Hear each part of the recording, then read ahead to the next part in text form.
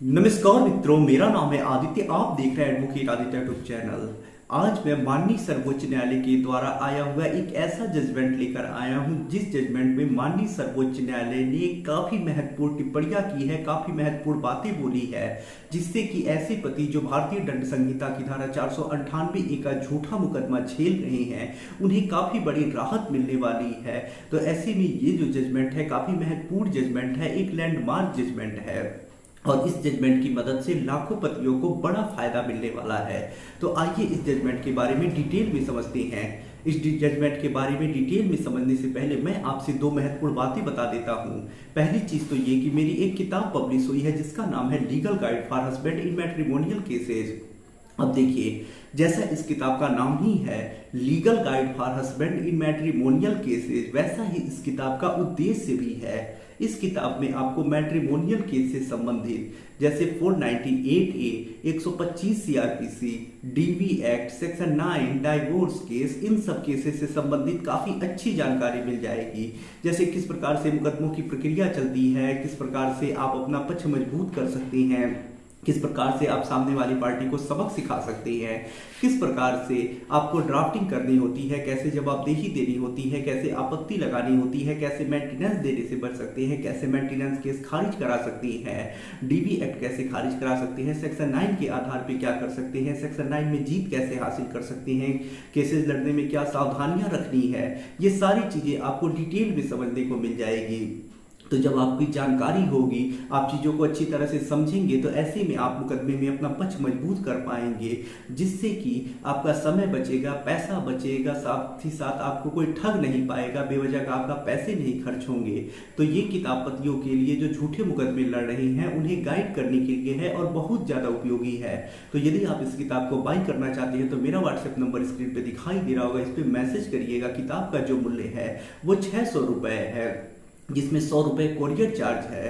तो दूसरी जो महत्वपूर्ण बात है वो ये है कि मेरा एक ग्रुप है, जिस ग्रुप में आपको हाई कोर्ट्स और सुप्रीम कोर्ट के जो लैंडमार्क और लेटेस्ट जजमेंट्स आती हैं उनकी कॉपी प्रोवाइड की जाती है, उन्हें पीडीएफ में दिलवाया जाता है, जिससे कि आप जो लैंडमार्क और लेटेस्ट जजमेंट है उनका यूज अपने केस में कर सके, आप अपडेट रह सके कि क्या चीज़ें अभी चल रही हैं, किस प्रकार के मामलों में क्या जजमेंट्स आ रहे हैं, जैसे कि कैसे 498A केसेस को क्वेश किया जा रहा है, किस प्रकार से डिस्चार्ज किया जा रहा है, मेंटेनेंस केस कैसे खारिज किए जा रहे हैं, डीवी एक्ट कैसे खारिज हो रहे हैं, सेक्शन 9 के आधार पे क्या फायदे हो रहे हैं, डाइवोर्स केस कैसे जीता जा रहा है। तो इस प्रकार की जो भी चीज़ें हैं वो समझना चाहते हैं, जजमेंट से अपडेट रहना चाहते हैं, तो हमारे इस ग्रुप से जरूर जुड़ जाइएगा, ताकि आपको अच्छे अच्छे और लैंडमार्क जजमेंट्स मिल सके। जैसे आज मैं जिस जजमेंट के बारे में आपको बताऊंगा जो सुप्रीम कोर्ट का है, यदि इसकी आप कॉपी चाहते हैं, अपने केस में लगाना चाहते हैं, तो ग्रुप से जरूर जुड़ जाइएगा, वहां जुड़ के आपको काफी फायदा मिलेगा। तो आइए अब अपने महत्वपूर्ण जजमेंट के ऊपर चर्चा करते हैं।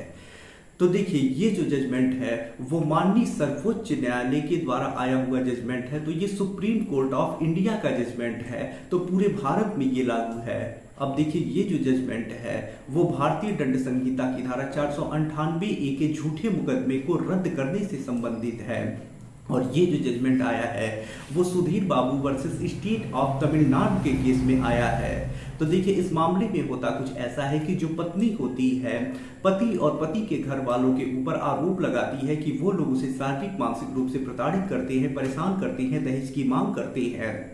और थाने में एफआईआर दर्ज करा देती है। जब एफआईआर दर्ज हो जाता है तो पुलिस इन्वेस्टिगेशन करती है। पुलिस इन्वेस्टिगेशन करने के दौरान काफ़ी चीज़ों का देखती है, अन्वेषण करती है और उसके बाद कोर्ट में ले जाके चार्जशीट लगाती है। जो पुलिस चार्जशीट लगा देती है उसके बाद जो पति और पति के घर वाले होते हैं वो हाई कोर्ट में सबसे पहले 482 CRPC के अंतर्गत क्वेशिंग के लिए प्रार्थना पत्र लगाते हैं। जब हाई कोर्ट में क्वेशिंग के लिए प्रार्थना पत्र लगा दिया जाता है तो ऐसे में पति और पति के घर वाले अपना पक्ष हाई कोर्ट में रखते हैं, जिससे कि झूठे मुकदमे को रद्द किया जा सके। लेकिन हाई कोर्ट पति और पति के घर वालों के 482 CRPC का प्रार्थना पत्र जो होता है उसे खारिज कर देता है, रिजेक्ट कर देता है। और उसके बाद जो पति और पति के घर वाले होते हैं इस आदेश से संतुष्ट नहीं होते हैं और माननीय सर्वोच्च न्यायालय में वो अपील दायर करते हैं। जो उनका 482 CRPC का प्रार्थना पत्र खारिज हुआ है उसके विरुद्ध वहां पे पति और पति के घर वालों की तरफ से कुछ तर्क रखे जाती हैं। पति और पति के घर वालों की तरफ से ये बातें बताई जाती हैं कि जब शादी हुई तो शादी के 6 माह के बाद जो पति था वो आउट ऑफ इंडिया चला गया, विदेश चला गया, और उसके काफी लंबे समय के बाद पत्नी ने ये एफआईआर दर्ज कराया है। पत्नी ने कोई उचित कारण नहीं बताया है कि इतना देरी क्यों हुई, मामला दर्ज कराने में इतना समय क्यों लगा, देरी क्यों हुई, इसका कोई स्पष्ट कारण भी पत्नी ने नहीं बताया है। साथ ही साथ पत्नी ने ये जो भी मामला दर्ज कराया है बेतुका मामला है, गलत मामला है, उन्हें फंसाने के लिए, प्रतिशोध लेने के लिए दर्ज कराया गया है। जांच के दौरान कोई भी किसी के प्रकार का कोई साक्ष्य नहीं मिला है जिससे कि ये साबित हो रहा हो, प्रथम दृष्टया मामला ही बन रहा हो। तो मामला पूरी तरह से झूठा है और ऐसे में रद्द किए जाने योग्य है। हाईकोर्ट ने उनके 482 को खारिज कर दिया है, लेकिन माननीय सर्वोच्च न्यायालय से वो लोग अपील करते हैं कि उनके 482 सीआरपीसी के इस अपील को स्वीकार किया जाए और झूठे मामले को रद्द कर दिया जाए। उसके बाद जो माननीय सर्वोच्च न्यायालय होता है उसमें पत्नी पक्ष की तरफ से कहा जाता है कि मामला सही है, प्रथम दृष्टया मामला बन रहा है, तो अपील खारिज किया जाए। उसके बाद माननीय सर्वोच्च न्यायालय पूरे मामले को देखता है, उसका अध्ययन करता है, जिसमें माननीय सर्वोच्च न्यायालय एक जजमेंट आया है भजन लाल वर्सेस स्टेट, उसका उल्लेख करता है, उसमें बताता है कि किस किस प्रकार के जो मामले होते हैं उसे रद्द किए जा सकते हैं। तो भजन लाल का जो जजमेंट है वो क्वेश्चन के संबंध में काफी इंपॉर्टेंट जजमेंट है, इसे आप पढ़ लीजिएगा, नहीं पढ़े हैं तो हमारे ग्रुप से जुड़ जाइएगा, वहां आपको ये जजमेंट मिल जाएगा। तो भजन लाल का जो जजमेंट है उसका उल्लेख करता है और सुप्रीम कोर्ट ये कहता है कि जहां भी कानून का दुरुपयोग हो रहा हो वहां उच्च न्यायालय और सर्वोच्च न्यायालय को आगे आना चाहिए और उस दुरुपयोग को रोकना चाहिए। जैसे इस मामले में कानून का दुरुपयोग हो रहा था, हाईकोर्ट उस दुरुपयोग को नहीं रोका बल्कि अपील करना पड़ा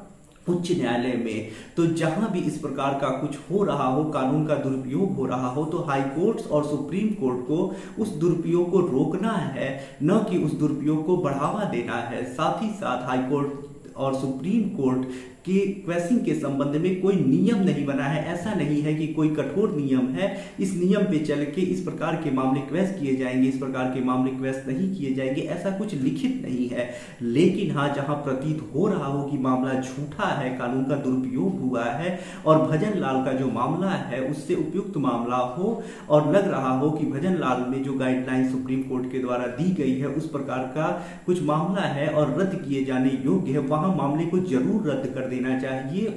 और कानून का दुरुपयोग रोकना चाहिए। तो सुप्रीम कोर्ट यहां स्पष्ट कर देता है कि हाई कोर्ट को और सुप्रीम कोर्ट को आगे बढ़ के इस दुरुपयोग को रोकना है और जो भी मामले झूठे हैं उसे रद्द कर देना है। तो यदि आप क्वेश्चन का प्रार्थना पत्र लगा रहे हैं तो सुप्रीम कोर्ट के इस जजमेंट को जरूर लगाइएगा, जिससे कि हाई कोर्ट में आप दबाव बना सके और दिखा सके कि सुप्रीम कोर्ट भी कह रहा है कि क्वेश्चन करना अनिवार्य है यदि मामला झूठा है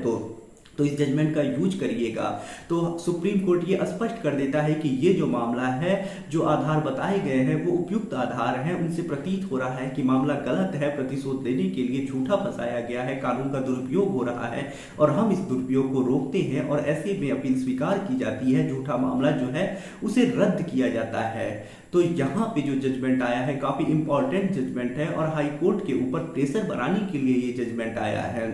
तो यदि आपका कुछ ऐसा मामला है, क्वेश्चन आप चाह रहे हैं, डिस्चार्ज कराना चाह रहे हैं, तो इस जजमेंट को रूलिंग के तौर पे लगा देने से आप प्रेशर बना सकते हैं निचली अदालतों पे, जिससे कि आपको फायदा मिलने का चांसेस ज्यादा बढ़ जाए। तो आशा कर रहा हूँ ये जानकारी आपको पसंद आई होगी। यदि जजमेंट की कॉपी आप चाहते हैं तो हमारे ग्रुप से जरूर जुड़ जाइएगा, जो मैंने आपको वीडियो के स्टार्टिंग में बताया है। तो आशा कर रहा हूँ वीडियो पसंद आया होगा। यदि आप किसी कानूनी समस्या से परेशान हैं और ऐसे में आप मुझसे फोन पे बात करके अपनी कानूनी समस्या का समाधान प्राप्त करना चाहते हैं